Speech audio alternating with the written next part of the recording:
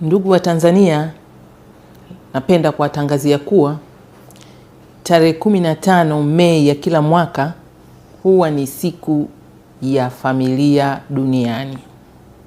Siku ambayo huifanya dunia ikae chini kuangalia namna gani familia inaendeshwa ili iweze kutupatia malezi na makuzi bora kwa watoto wetu ambao ndio warithi wa kila taifa.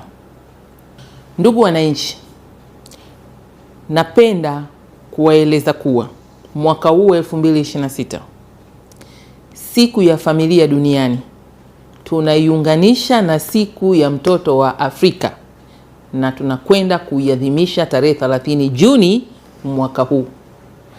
Lengo la muunganiko huu ni kuwaleta pamoja wadau wote na juhudi zao ili tufanye kitu kimoja kikubwa, kwa sababu maadhimisho haya yamefuatana na yamepishana muda mfupi.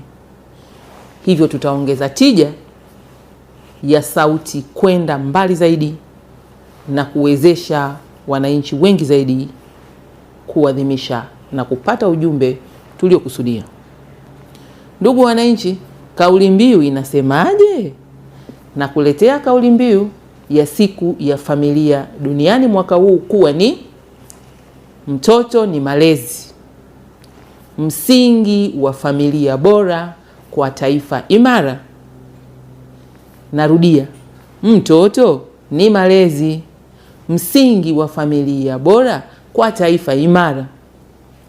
Kauli mbiu hii ina lengo la kutukumbusha kwamba kama tunataka familia bora na taifa imara, tunatakiwa tuwekeze kwenye malezi na makuzi ya watoto.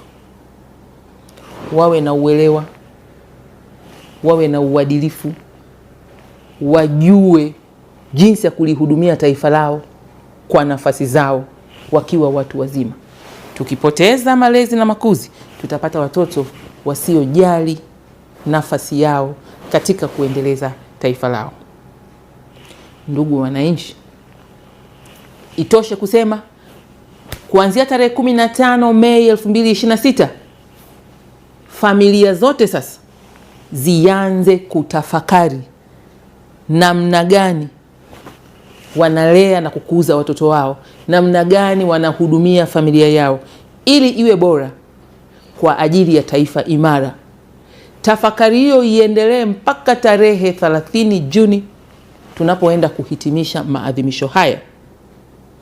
Aidha, Wizara ya Maendeleo ya Jamii, Jinsia, Wanawake na Makundi Maalum na washirika wake wote tutaanza tarehe 15 Mei 2026 kutoa taarifa mbalimbali za elimu kwa ajili yako mwananchi, ili uweze kufahamu kwa undani yaliyomo katika kusudio la kuadhimisha siku ya mtoto wa Afrika pamoja na siku ya familia duniani, jumbe zilizowekwa ndani yake kwa ajili ya manufaa yako. Hivyo usikose kufuatilia vipindi vyetu mbalimbali katika vyombo vya habari na katika kurasa zetu za serikali.